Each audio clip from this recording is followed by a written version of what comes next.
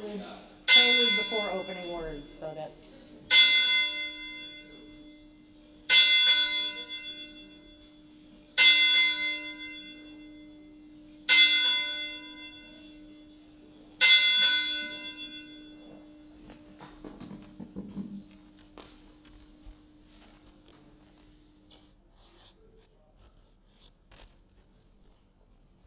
Good morning. Welcome to the First Unitarian Church of Hobart. My name is Patricia Riley-Churilla, and I participate in the life of the church by serving as chair of the worship committee, a member of hospitality, and in other various ways as they arise. We are a religious community of people with diverse beliefs and shared values. Our diverse beliefs are expressed in our 6 sources, and our shared values are expressed in our 7 principles, both of which can be found at uua.org. While those of us who are here in person today are happy to be back in the sanctuary, we are also streaming our service online. The joys and sorrows portion of our service, however, is private, and we will take a break during that part of the service. The sermon portion of the service will be recorded and will be available for future viewing on Facebook, YouTube, and the church website. If this is your first time back in the building since January 2nd, let me take a moment to remind everyone of the amazing work that has been done in the parish hall and the offices, and give a resounding thank you to Tracy, James, and Roz for all their work.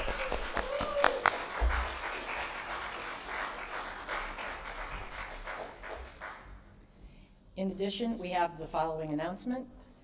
IU Northwest Theater, A Chorus of Oysters.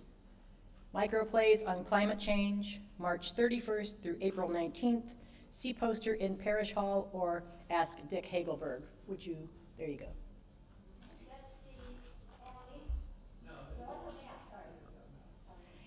And we have the following live announcement. Thank you. And yes, to follow the announcement from Dick, there is another announcement from Dick and I, the Northwest Indiana Symphony Chorus. We were just talking about the Holocaust this morning, is presenting Annalise on April 24th at St. Thomas More Church at 3 p.m. It is the Anne Frank story. It is beautiful and haunting. If you don't know about it, FYI. Also, today after church, the 150th anniversary team would like your input. We have a very brief survey and discussion that we'd love for everyone to participate in. So please join us. Thank you.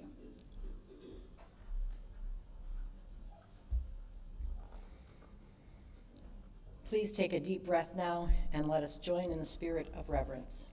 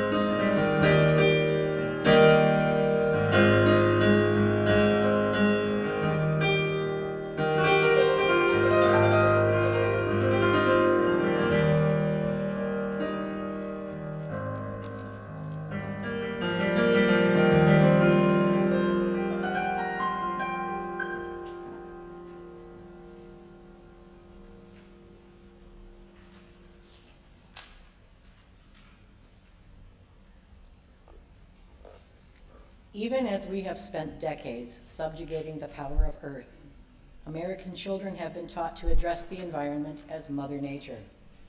The idea that the Earth is a parental figure because it sustains us is a comforting analogy.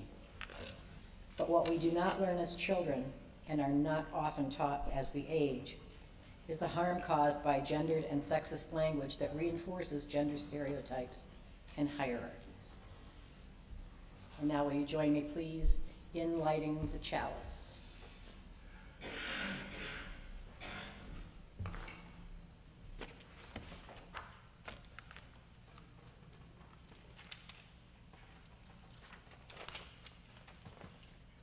gather this hour as people of faith, with joys and sorrows, gifts and needs.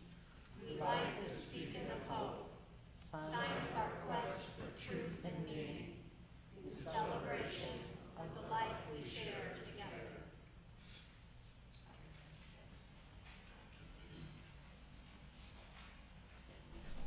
And now will you join me, please, in our opening hymn, number 396, I Know This Rose Will Open.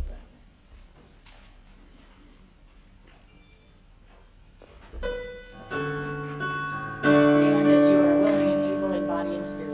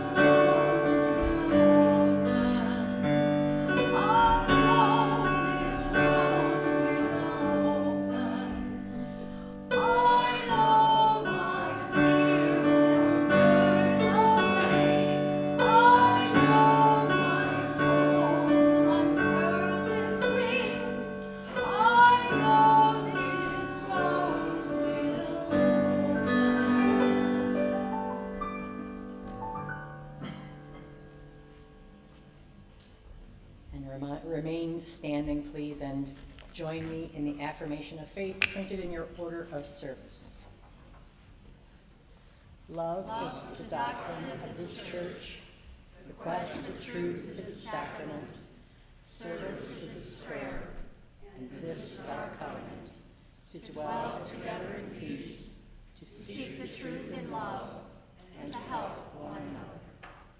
Please take this time to greet your neighbors with a smile and a wave, and a welcome to everyone who is joining us virtually today.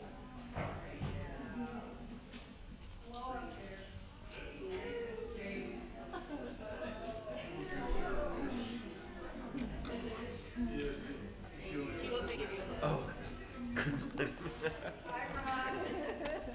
I'm just a messenger.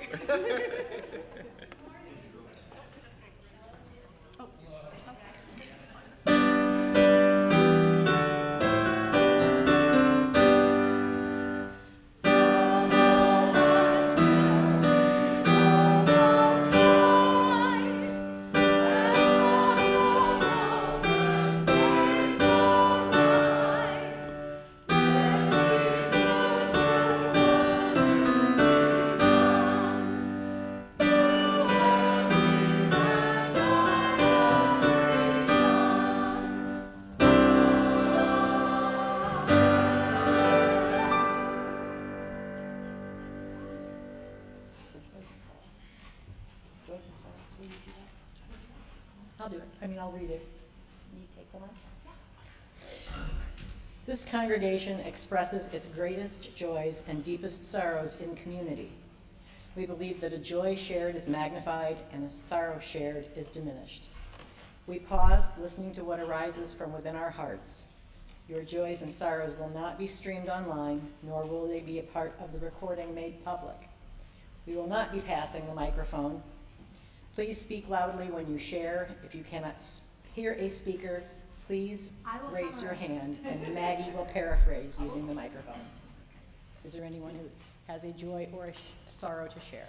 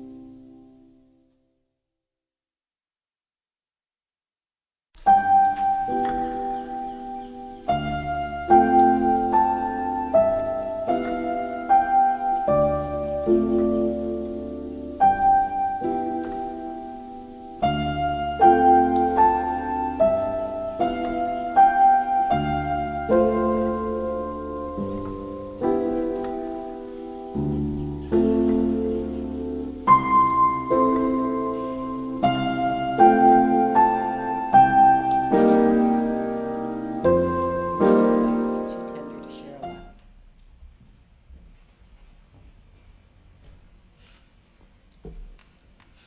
Now I have the story for the child in each of us. And this is called Creation, a story for small children.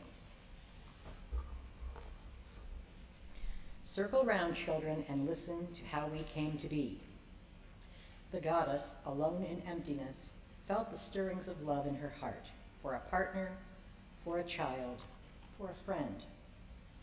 A love filled her heart. She became filled with swirling heat. She spun the heat into a great spiral, where it became the stars, including our own sun, making light. Delighted with her work, she laughed, and from this laughter formed the God, her partner and child. Now, knowing joy and life, she shared her gifts. From our sun, she blew great arms of fire that shot out into space, becoming swirling clouds that grew heavier and thicker, forming planets. The earth was one of these. Spinning around the sun, the earth grew denser, her surface covered with pale water and rock. The goddess who holds within her the spark of all living things found this planet mild enough for life and scattered life's pieces across the earth in dense puddles. She breathed upon these pieces. Tiny bits clumped together and made cells. Even each the tiniest quivering little piece of life, able to make itself again and again. Life calls to life, and life comes from life. These bits jumped, bumped, and collided. Some learned how to turn sun and water into food. Some ate each other. Others sucked up minerals, dissolving rocks into soil. Bits of life fused together, joined by seed and pollen, by egg and sperm. Others just divided themselves in half. Some groups became animals. Some became plants. Their breath sweetened the air, and their bodies fed the new soil. Life grew abundantly, always growing and dying, nourishing itself until the earth sang. Some creatures grew big, others stayed tiny. Water bloomed with plants and fish. Air filled with birds and insects. Floating seeds and pollen covered the land with plants and thrived. Some disappeared. Eventually, walking on 2 feet and flexing 10 fingers, people came, carrying babies and making tools. All life knew the goddess, and people did too. The first people fashioned her image from clay and stone. We drew her picture as we imagined her. We molded her image with clay. With words, we wrote poems. With music, we made songs. With our bodies, we danced. And now when we worship, when we journey toward the goddess with our dance, our music, our songs, our drums, when we travel to our quiet places or our wild places, we feel her breath in our cells, that tingle of life that we share. Life comes from life. Life calls to life. Life goes on.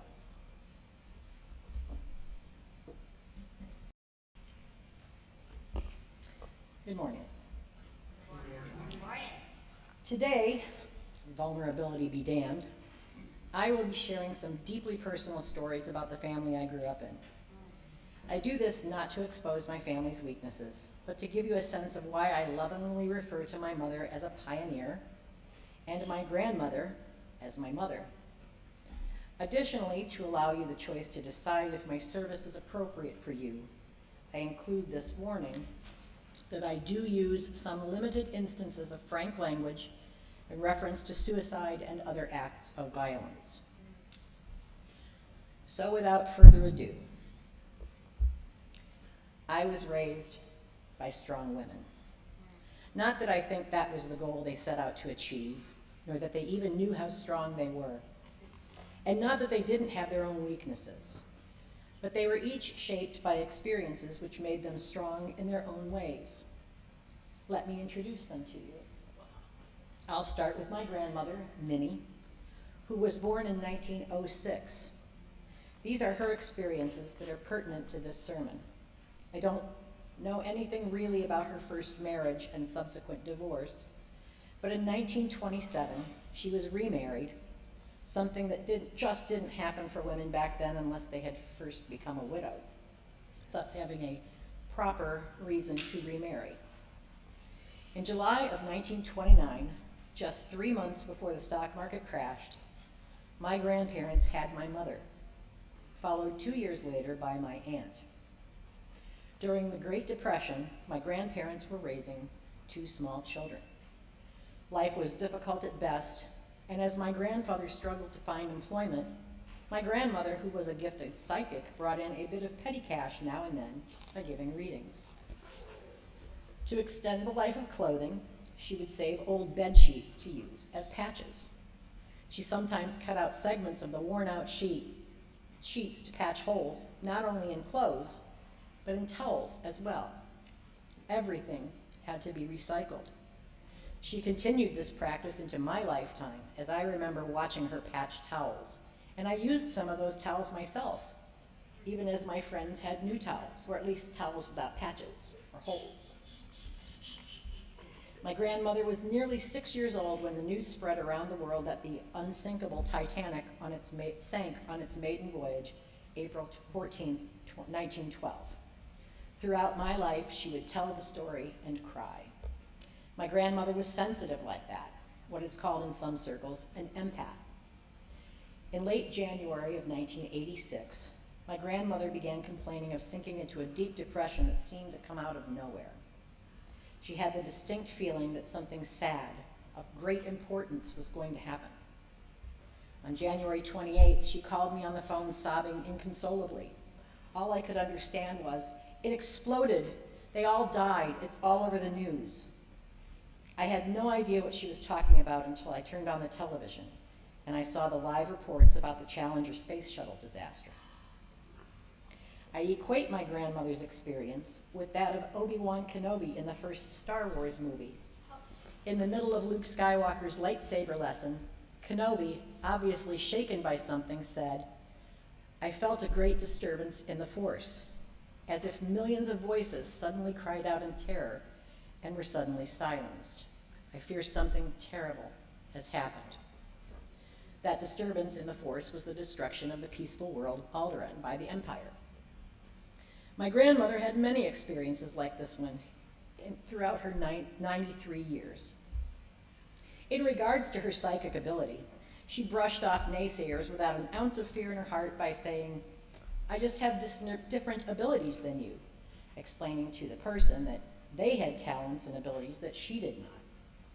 Even as others disapproved, my grandmother persisted as though she was simply tending a garden.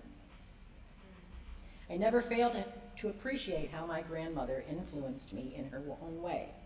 While I do not patch towels, I took a lot of flack over the years, before it became a modern necessity, to repair and reuse a lot of things that are deemed disposable in today's society. And I try to be frugal in our consumer culture. I also accept my own gifts, though different from those of my grandmother, as though I am simply tending a garden. Next, my mother, Carita, or Rita as most people knew her, was a much different kind of strong. Again, in times when women just did not do that, my mother was multiply married and divorced.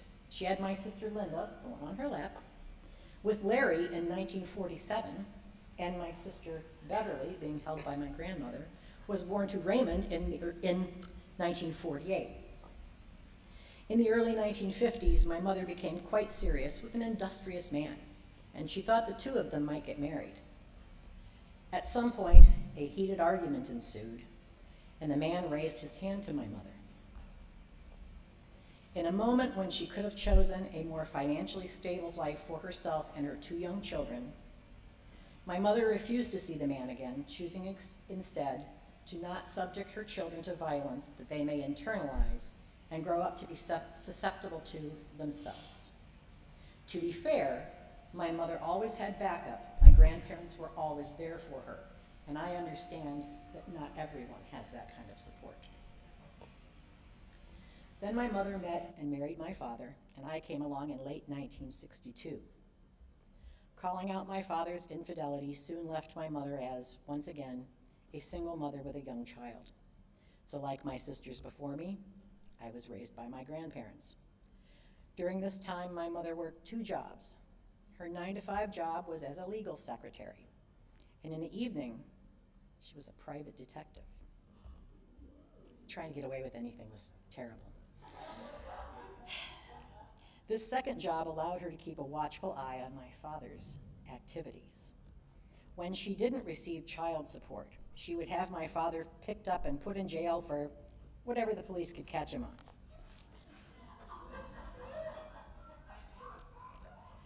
When his former wife called my mother, enraged because he couldn't work to make child support money while in jail, my mother asked her if he was giving her support money for their 3 girls.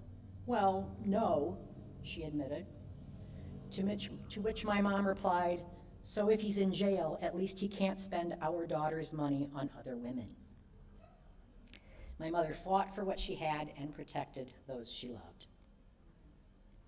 When my estranged father died in July of 1986, I found out just in time to attend his funeral and see him one last time. My sister Bev went with me for support. At the funeral, his youngest daughter, by his previous marriage to my mother, asked me if my mother was coming to the funeral. No, I replied. Well, she said, it's a good thing because my father and your mother never did get along. Without missing a beat, my sister Bev snapped back with, I think it's obvious they got along at least once. The room fell awkwardly silent because Bev, who also raised children without a father, is a strong woman in her own right. So what does all this have to do with spirituality, especially since few in my family follow the same path? Well, before I had heard many of these stories about the women in my life, I had discovered polytheism. It wasn't often called that in my elementary school textbooks. It was emphasized as mythology. Others took that word to mean fabrications, akin to old wives' tales, and that we all know better now because the Bible is the truth, which is why we call all those old Greek and Egyptian stories myths. They're just stories. Those old gods don't really exist. But my understanding of the word mythology was different, even at the age of 9. Although I didn't have the vocabulary at that time to express it as such, mythology had, certainly in my mind, the meaning of religious narrative, which my textbooks implied, even if they didn't say it outright. So mythology, or rather polytheism, made a lot of sense to me. Much like what I saw in the human world, there was male and female, not only male, something I found impossible to understand and accept from the monotheistic religions. Also, like humans, these deities were very often 2 sides of the same coin, as opposed to 2 adversaries battling against each other. It wasn't very hard to make connections.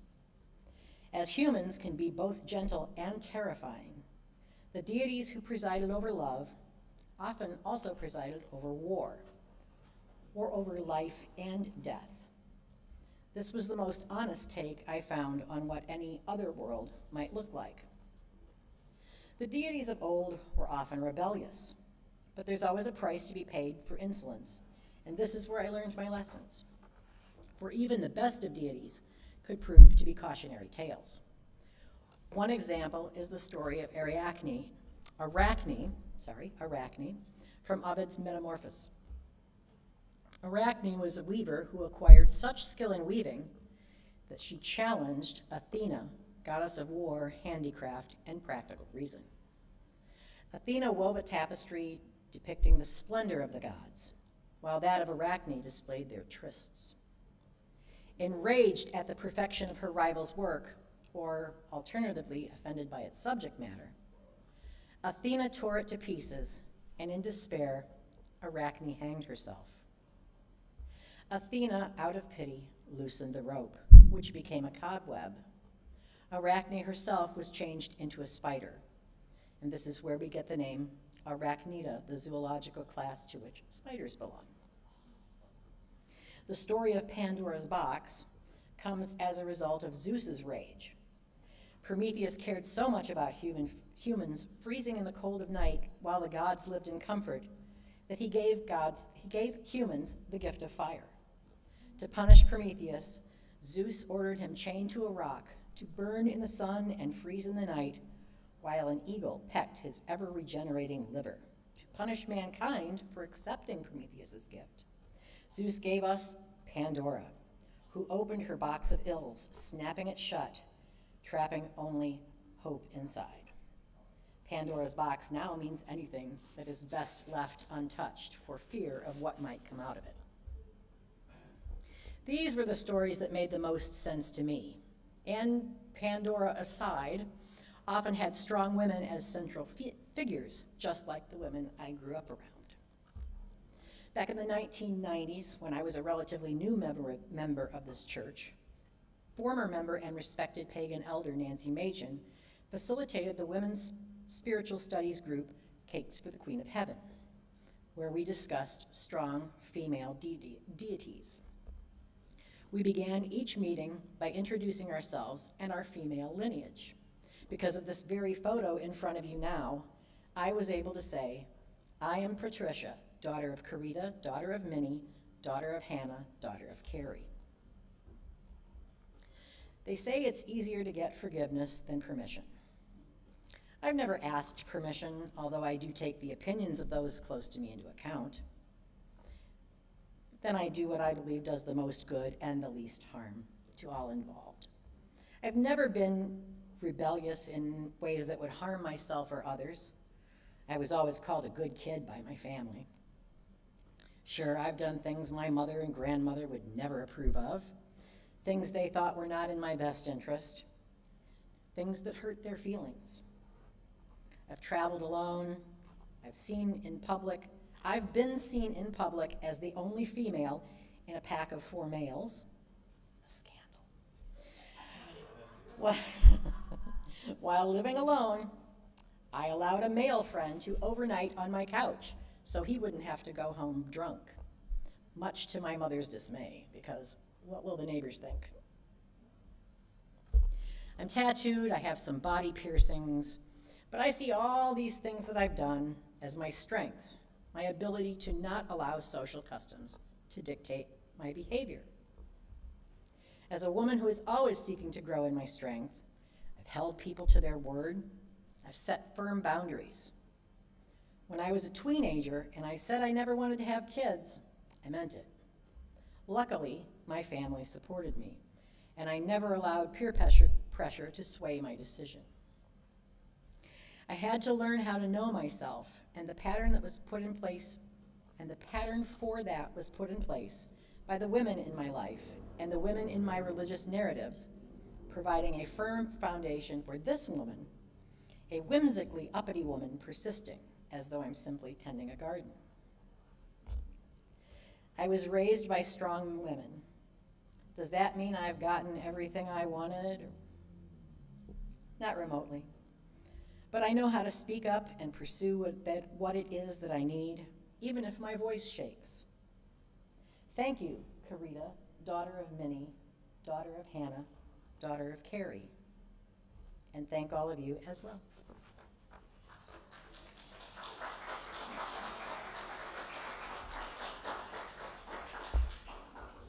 Now is the time in our service for the offering. We give to remind ourselves of how many gifts we have to offer. We give to remember that we are part of something bigger than ourselves. We give because we believe in music and sacred space. We give with the faith that together we have enough.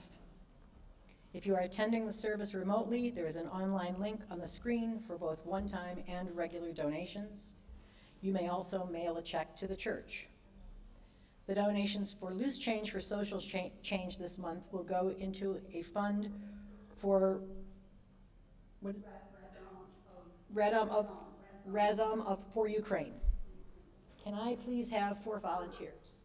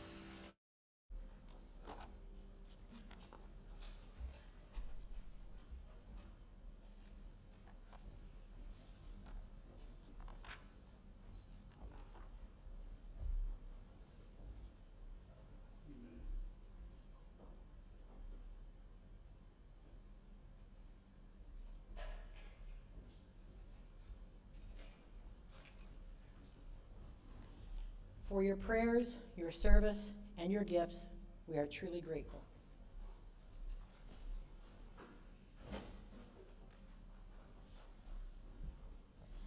And now will you join me, please, in the closing hymn, number 109, As We Come Marching, Marching.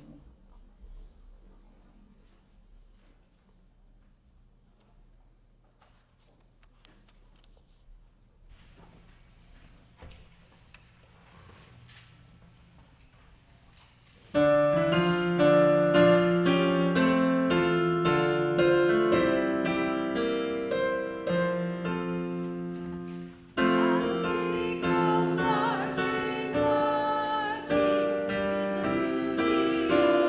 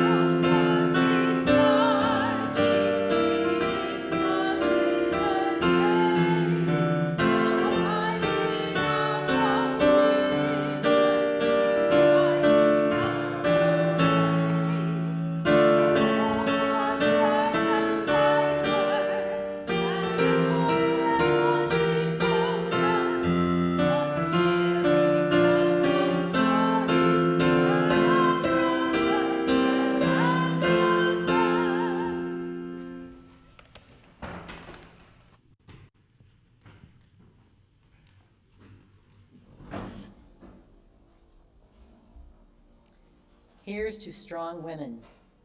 May we know them, may we be them, may we raise them.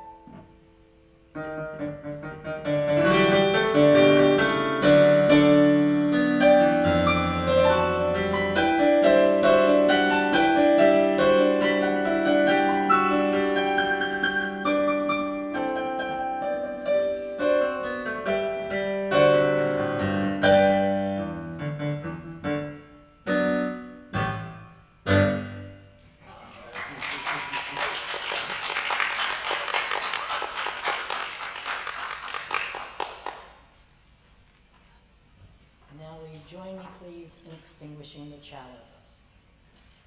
We extinguish this flame, but not the light of truth, the warmth of community, or the fire of commitment. These we carry in our hearts until we are together.